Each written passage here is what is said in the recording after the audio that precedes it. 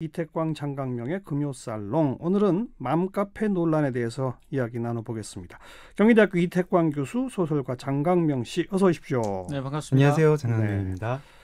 요번에 그 김포 어린이집 교사가 스스로 목숨을 끊은 일 때문에 지금 맘카페가 논란의 대상으로 떠올랐잖아요. 그렇습니다. 그러니까 뭐 신상 털기를 해가지고 아직 확정적으로 아동 학대가 있었는지 등등이 명확히 밝혀지기 전인데 이 교사 실명까지 막 공개되고 막 이랬다는 거잖아요, 맘카페에. 그렇죠. 그 이제 발단은 이제 그 맘카페에 올라온 그 포스팅 하나인데요. 거기에서 이제 이 아이를 학대했다 이런 이제 사실을 적시한 내용이 올라온 거죠. 예. 그리고 이제 뭐 그 어린이집 이름도 이제 밝혔고, 예. 당연히 이제 그 특정한 사람이 이제 지목이 될 수밖에 없었던 정황이었던 거예요. 네, 그래서 네. 이제 거기에서 이제 그런 스트레스를 이기지 못해서 극단적 선택을 하게 되고 이러면서 이 문제가 이제 불거져 나왔다고 볼 수 있는데, 네. 문제가 되는 거는 거기에 글을 올리신 분조차도 들은 이야기다 그렇게 올린 거예요. 내가 직접 본 게 아니라 이런 이야기를 들었다. 예. 이런 식으로 올렸는데 그게 지금 일파만파로 퍼져가지고 네. 결국 한 분을 이제 이렇게 극단적 선택을 하도록 만들어 버린 거죠. 맘카페가 규모가 대단하다면서요? 근데 이제 각 지역별로 여러 개가 있기 때문에 전체적으로는 아주 뭐 많겠죠. 근데 이 김포 이 맘카페 같은 그렇게 많이 있지는 않습니다. 몇만 명 정도. 그런가요? 몇만 명? 몇만 명 정도. 몇만 명이 적은 거예요? 이 인터넷 카페 수준으로 몇만 명이면 적죠. 보통 몇십만 명이기 때문에. 네. 아니 이게 워낙 그 규모가 방금 뭐 몇만 명이 적은 거다. 또 큰 기업 같은 경우는 뭐 몇백만 명, 그렇죠. 뭐 300만 명이 되는 대형 맘카페도 있다는데. 엄청난 카페도 있죠. 이거는 이제 지역 카페인 거예요. 지역 카페이기 때문에 더 문제가 될 수도 있었죠. 왜냐하면 결국은 그 안에서 김포 어린이집 같은 경우 그 안에서 자기 권역 내에서만 이제 영업을 할 수밖에 없었을 거 아닙니까? 근데 거기에서 이제 문제가 되어버리면 사실 퇴출이 되는 거죠. 장강명 작가 부인도 혹시 맘카페 활동하나요? 저희는 아이가 없어가지고 아마 맘카페 가입 대상이 아닐 것 같습니다. 아, 그런가요? 예. 근데 제 아내도 뭐 이렇게 자기가 뭐 가입까지는 아닌데 자주 가는 커뮤니티는 있더라고요. 그래가지고 뭐 재밌는 글 있으면 저한테 보여주기도 하고, 주로 뭐 강아지 사진 같은 거 이런 거 보여주고 그렇습니다. 네. 근데 아무튼 이번에 이게 논란이 되고서 여기저기 언론에 동네 권력화된 맘카페가 뭐 이런저런 좀 안 좋은 일들이 많이 벌어지는 사례들이 나왔거든요. 좀 몇 가지 소개해 주시겠어요? 우리 이태광 교수가. 그러니까 이제 뭐 이 특정한 이제 맘카페라고 밝힐 수는 없지만, 뭐 일단 예를 들어서 식당 같은 데 가가지고 이제 공짜로 밥을 달라고 한다든가, 또 사실 저는 목격도 했어요. 공짜로 밥을 달라고? 제가 어디 식당을 갔었는데 그게 실제로 이제 그렇게 하시는 분이 있더라고요. 어디 무슨 카페에서 그러니까 나왔는데 왜 공짜로 달라는 거예요? 이제 우리 카페에서 소문을 좋게 내주겠다. 그리고 이제 유아용품 같은 경우도 어떤 특정 회사에다 협찬 식으로 이제 그런 것을 제공을 해주면 우리가 뭐 좋게. 그럼 맘카페 운영진이겠군요. 운영진일 수도 있고 또 맘카페 회원일 수도 있죠. 그 안에서 뭔가 이제 목소리를 크게 내시는 분일 수도 있고요. 그런 사례들이 있습니다. 실제로. 소비자 갑질이라 부를 수 있는 사건들이 실제로 있는데, 근데 이게 저는 이거예요. 이게 꼭 이제 맘카페라서 나타나는 현상은 아니에요. 왜냐하면 제가 이런 사례를 몇 건 목격했는데, 어떤 분은 이제 그 식당 블로그를 하시는 분이 있죠. 음식 품평하는 블로그 하시는 분들. 그런 분들도 있어요. 사실 옛날에 어떤 뭐 일부 악덕 블로거가 그런 일을 했다고 해가지고 논란이 되기도 하고. 화장품 블로거들도 그런 것이고요. 뭐 그 전에는 뭐 사이비 언론, 사이비 언론들이 하던 일이기도 한데, 제가 댓글 부대라는 소설을 쓰면서 이것도 민주화라면 민주화다.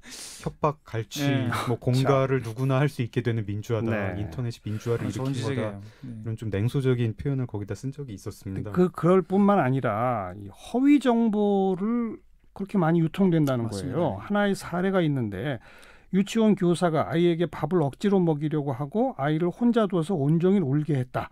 이런 글을 올렸답니다. 근데 전혀 사실 무근이래요. 그래서 항의에 시달리던 그 해당 교사가 글을 올린 어머니한테 전화를 했더니 대답이 걸작이에요. 요즘 부부 사이가 좋지 않아 예민해서 그랬다. 아예 없는 일을 그냥 그렇게. 그리고 글을 지웠대요. 그런 경우는 좀 극단적 사례죠. 글쎄 참 또 뭐 태권도 학원차가 경적을 계속 올리면서 난폭 운전했다. 뭐 이런 글이 올라왔는데, 블랙박스 확인 결과 전혀 그런 사실이 없대요. 사실 또 270번 버스 사건도 있었잖아요.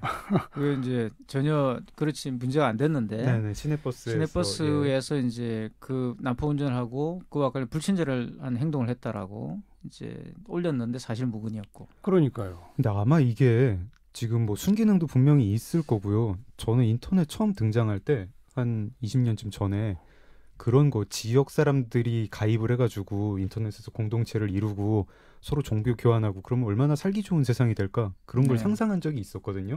지금 뭐 아파트 옆집에 누구 사는지 모르잖아요. 근데 아파트 단지별로 뭐 게시판이 하나 생겨가지고 뭐 1300m 누굽니다. 뭐 이런 식으로 인터넷에서라도 좀 정보 소통을 하고 하면 좋아질 줄 알았는데 이게 뭐가 문제인지 지금 이제 헷갈리는 와중입니다. 이 인터넷이라는 구조 자체가 일반 오프라인이랑 달리 사람들의 어떤 의사소통을 좀 더 어떤 악한 본성을 더 드러내고 상대를 함부로 대하게 만드는 것인지 아니면 지금 어떤 그 게시판 구조의 아주 말단적인 부분 그런 것만 조금 손보면은 이 부작용 줄이고 순기능을 거기 분명히 순기능 많을 겁니다. 그런 거 이렇게 살릴 수 있는 건지 교수님 좀 어떻게 생각하십니까? 그러니까 이제 아주 좋은 지적을 하셨는데요. 이제 과거에는 언론이라는 게 있었잖아요, 그죠? 네. 저널리즘이라는 게 있었고 거기에서 이른바 이제 데스킹이라는 게 있습니다, 그죠? 그래서 이제 말 그대로 이제 거기는 반드시 이제 정보를 글러서 이제 물론 뭐 잘못된 정보가 나가기도 하지만 그와 관련된 여러 가지 책임이나 이런 게 따르게 돼 있잖아요. 근데 이제 이런 언론 기능이 지금은 다 1인 미디어로 바뀌어버린 겁니다. 다 개인이 하나씩의 언론을 가지게 됐다고 말할 수가 있고, 그래 자연스럽게 이제 그런 게이트키핑 기능이 지금 없는 거죠. 그래서 저는 과도기라고 생각을 하는데 결국 이 문제가 해결되기 위해서는 우리가 일반적으로 말하는 시민사회의 덕목이라는 것이 확립되는 수밖에 없어요. 그것을 사용하시는 분들이 이런 공적인 어떤 문제가 있다라는 사실을 인지하고 사용을 해야 된다는 거죠. 그러니까 그러지 않고 말씀하신 것처럼 그냥 사실 무근의 내용들을 특정인을 이제 겨냥해서 이렇게 말 그대로 이제 음해할 목적으로 사용한다든가 이랬을 경우에는 그분이 책임을 져야 되는 건데 그 책임지는 부분만을 강화한다고 해서 저는 이 문제가 해결되지는 않는다고 봐요. 그러니까 물론 뭐 그것이 영향을 미치긴 미칩니다. 그러니까 마녀사냥 같은 경우도 사실은 이제 법적 제재를 통해야지만 사실은 근절시킬 수가 있는 거거든요. 마녀사냥이 자정 능력을 가지고서 없어질 것이다 이런 것들은 사실은 이제 역사적으로는 말이 안 되죠. 근데 법적 제재로 가려면 뭐 구체적으로 지목당한 사람이 뭐 명예훼손이나 모욕죄나 지금 그렇게 고소고발을 하고 수사하고 이래야 되는 건데 그렇게까지 안 가고 그냥 유야무야 되지만 알게 모르게 피해는 심각한 이런 일들이 너무 많잖아요 지금. 저는 이게 좀 뜬금없는 생각인데요. 옛날에 엘빈 토플러가 뭐 미래의 충격 이런 거 얘기했지 않습니까? 제가 살아서 그걸 목도를 하는구나 이런 느낌이에요. 이게 분명히 맘카페가 언론 같은 성격이 있죠. 근데 이거 어떻게 봐도 언론에 적용하는 어떤 책임이라든가 그런 걸 여기에 규제할 수는 없을 것 같아요.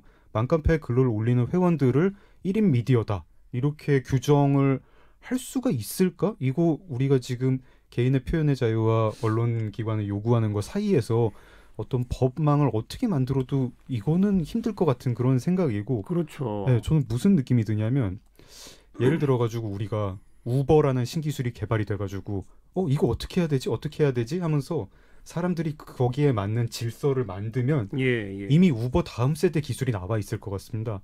맘카페도 지금 우리 사회에 새로 등장한 어떤 소통의 공간이고 거기 부작용이 나오고 하는데 지금 사람들이 그러면은 이 환경에 맞는 교육, 뭐 시민의식 이런 거 덕목 뭐 갖추는 시간도 분명히 걸리고 아니면 법 제도를 만드는 것도 시간이 걸리는데 그거 만들었을 때쯤에 이미 카페 형태가 이 형태가 아닐 것 같아요. 이제 못 쫓아가요? 이걸 쫓아갈 수가 있을까? 이런 생각이 듭니다. 지금 현재 너무 이제 장 작가님 염려를 하시는데 지금 현재 일정하게 게이트키핑의 채널은 다 있어요. 일단 카페 관리자들이 맘카페 같은 데 지금 이런 문제가 발생하면 카페 관리자가 분명히 관리를 하게 돼 있습니다. 그러니까 그리고 심지어는 일베도 그 관리자가 그 문제가 되는 어떤 표현들이 있으면 지워요. 그러니까 삭제를 하고 다 관리를 하고 있고요. 그리고 또 뭐 유튜버 같은 경우도 우리가 1인 미디어이기 때문에 통제가 안 되고 마구마구 이렇게 될 것 같지만 실질적으로 지금 다 어떤 그 기성 어떤 그 회사들이 다 채널에 가입해가지고 그 채널 그 매니지먼트를 다 받고 있어요. 그러니까 그렇기 때문에 어쨌든 기존의 제도 내에서 관리가 될 거라는 거죠. 그러면 그 기존의 제도의 관리 제도에 뭔가에 이제 제가 볼 때는 입법이라든가 이런 것들이 이루어져요. 저는 가장 중요한 것은 차별금지법이라 저는 생각을 해요. 차별금지법 네네. 같은 것이 제정이 돼가지고 시민사회 역량을 강화하는 쪽으로 입법이 이루어져야 되는 거죠. 뭔가 계속 없애고 쳐내고 또는 이렇게 뭔가 이렇게 처벌을 내리는 방식이 아니라 예. 시민사회가 가지고 있는 이런 긍정적 요소들을 좀 배양하는 방향으로 입법들이 이루어지는 것이 좀 타당하다 그렇게 보는 거죠. 저는 한 90%쯤 동의하고 10% 정도 여전히 조금 이거 아닌 것 같다라고 막연하게 조금 반대하고 싶은 마음이 있습니다. 그러니까 법과 제도만으로 되는 문제는 아니죠. 뭐냐면은 이렇게 지금 이제 교수님께서 말씀하시는 시민사회 덕목 이거 물론 우리가 다 갖춰야 되는 거지만 모든 공간에서 이걸 갖추라고 하는 거는 새로운 어떤 감시사회 같은 게 되지 않을까. 예를 들어가지고 이 문제가 발생하는 것 중에 하나는 사람들이 인터넷 공간을 되게 사적인 공간이라고 생각을 해요. 그리고 우리가 사적인 공간에서는 어떤 정치적 올바름이라든가 그렇지. 이런 거 없이 되게 그냥 속마음을 얘기하고 싶은 그냥 막 떠들고 싶은 때로는 누구 흉도 보고 싶고 누구 욕도 하고 싶고 이런 마음이 있습니다. 예. 이거 시민의 덕목은 아니죠. 안 보는 데서 누구 욕하는 게 시민의 덕목은 아닌데 솔직히 그걸 안 하고 살 수 있는 사람이 저는 있나 싶어요. 근데 맘카페라든가 어떤 좀 폐쇄적인 어떤 연결망 안에서 나는 친한 사람이라고 생각하고 나의 가십이 되는 사람은 이거를 들을 수 없을 거라고 생각을 하고 그렇죠. 얘기를 하는 공간이 사실은 그런 공간이 아니고 여기도 전부 다 어떤 감시망이 있는 공간이다. 너희들이 있는 모든 곳에 CCTV를 설치를 하겠다. 이런 거가 꼭 좋은 걸까? 물론 부작용 맞는 방안 뭐 이렇게 양자택일할 수밖에 없다면 저도 그런 걸 하겠지만 근데 규모가 수십만 수백만 회원이 되면 그걸 사적 공간이라고 할 수 없지 않나요? 할 수 없죠. 할 수 없고. 그러니까 그게 큰 오해죠. 인터넷을 자꾸 사적 공간이라고 생각하고 사용하는데 물론 사적 공간의 요소가 있긴 있어요. 하지만 이게 일단 이제 공개화됐을 때는 공적 공간이라고 봐야 되는 거예요. 그러니까 예를 들어가지고 뭐 지금 제가 막 떠오르는 생각입니다만은 최근에 어떤 SNS 그 서비스 중에서도 메시지를 보내면 확인하는 순간 지워져서 다시 복구가 안 되는 그런 것들이 있지 않습니까? 그런 어떤 공간에서 이거를 사람들이 좀 기대하는 뭐 속닥한 공간이라고 기대를 하고 속닥한 온라인 공간이 필요하다고 하는 사람들에게 그럼 거기서 얘기하는 것들이 퍼지지 않거나 또는 미리 그러니까 잘못을 저지른 다음에 사람이 실수를 하고 저지른 다음에 거기에 법적으로 책임을 묻는 게 맞는 건지 잘못이 안 저질러지게 처음부터 설계를 하는 게 맞는 건지 또는 어느 정도 저지른 뭐 이렇게 속닥한 공간이라 하면 그게 밖으로 안 퍼지게 이렇게 설계를 하는 게 맞는 건지 뭐 여러 가지 생각이 듭니다. 그러니까 꼭 장강명 작가도 지금 정답이 없군요. 정답이 없습니다. 그래서 횡설수설하고 있습니다. 그러니까 저는 이 현상이 이제 과거에 없던 게 아니라 과거에도 있었죠. 과거에도 우리끼리 몰래 하던 이야기를 바깥에 비밀을 누설해가지고 문제가 되기도 하고 했지만 그런 것들이 지금은 이제 불특정 다수에게 의해서 일어나게 된다는 거예요. 과거에는 그래도 이 면식범들이잖아요.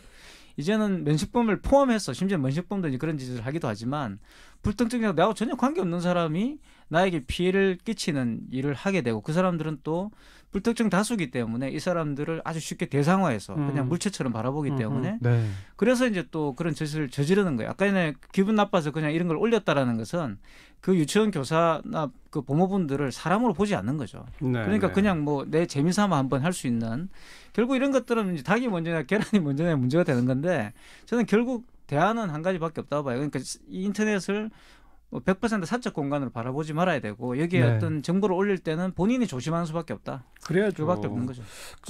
다른 나라 인터넷 커뮤니티에도 이런 현상들이 있겠죠. 다른 나라는 이 정도 규모가 큰 게 별로 없고요. 그리고 일단 인터넷 게시판이 그렇게 발달하지 않았습니다. 그리고 특히 가디언이나 이런 걸 보시면은 가끔씩 아주 이슈가 되는 이 기사에다 인터넷 게시판을 엽니다. 하지만 지워버려요. 끝난 뒤에 삭제시켜버리고 계속 열람을 그러니까 어느 특정한 시간만 공개를 한다든가 이런 식으로 가지고 그리고 대부분은 다 인터넷 게시판에 그 이제 의견을 달 수 없도록 되어 있습니다. 그 대부분의 기사들에는. 근데 이제 그런 컨트로버셜한 내용에는 달고 그와 관련돼서 어느 정도 이제 정리가 되면 지워버리는 이런 방식으로 가는 거죠. 유독 우리가 그런 댓글 문화니 뭐 카페 문화 이런 게 좀 유독 발전돼 있는 많이 발전돼 있죠. 저 아마 전 세계에서 가장 첨단인 것 같아요, 우리나라가. 인터넷이랑 상관없이 약간 이 사건을 보면서 저는 한국 사회에 대해서도 좀 생각을 하는데요. 좀 다들 너무 분노에 차 있는 것 같지 않습니까? 그렇습니다. 내가 돌을 하나씩 들고 다니면서 다음에 누구한테 던져야 되나를 기다리는 것 같은 느낌인 거예요. 제가 무슨 생각이 들었냐면 왜 로마 시대 검투사들 경기를 보면서 로마 시민들이 막 환호하는 거 보면은 야 어떻게 사람이 저렇게 사람 죽는 걸 보면서 막 좋아하고 이랬을까. 정말 잔인한 나라였다 이렇게 생각을 하는데 저 요즘 이 사건 이번에 저희가 얘기하고 있는 이 사건도 그래가지고 바로 다음으로 벌어지는 논란이 그럼 처음에 이거 신상 누가 털었냐 그 사람 신상을 털고 싶어하는 것 같은 이 아이러니한 걸 보면서 이번엔 이제 이 여교사를 극단적인 선택으로 몰아넣은 그 사람을 또 혹시 극단적인 선택으로 몰아넣고 싶어하는 어떤 집단 분노 같은 거 있는 거 아닌가. 이 인터넷 문화하고 상관없이 한국 사회가 지금 뭔가 굉장히 분노와 혐오가 가득한 사회 아닌가. 아주 좋은 지적이신 것 같아요. 우리 사회 분위기가 그렇다 보니까 이런 커뮤니티에서의 긍정적 기능도 엄청나게 크지만 자꾸만 부정적 기능이 돌발적으로 터져 나오게 되는 그런 토양이 있는 거죠, 우리 사회에. 그러니까 패자에게 한 번 더 기회를 주는 사회가 돼야 되는데 네, 한국이 맞습니다. 패자들에게 굉장히 잔인한 사회인 거죠. 다들 좌절감이 지금 심해가지고 그걸 어떻게 터뜨리고 싶은 그런 마음이 있는 거 아닌가 하는 좀 슬픈 생각이 듭니다. 자, 오늘 논의를 좀 마무리 지으면서 제가 노파심에 한 말씀을 꼭 드리고 싶은 게 오늘 우리가 맘카페 전반에 나쁜 얘기만 너무 했는데요. 네. 사실은 굉장히 긍정적 그렇죠. 기능이 훨씬 더 큽니다. 특히 공익적 목적에서 지역 단위의 맘카페는 서로 정보 공유도 할 뿐 아니라 그 지역 사회 내에 각종 기관에 대한 사회적 감시 기능까지도 하고 그렇죠. 정말 좋은 기능들이 더 많다는 점 꼭 좀 이야기를 좀 해두고 싶네요. 자, 경희대학교 이태광 교수, 소설가 장강명 작가였습니다. 수고하셨어요. 네, 감사합니다. 고맙습니다.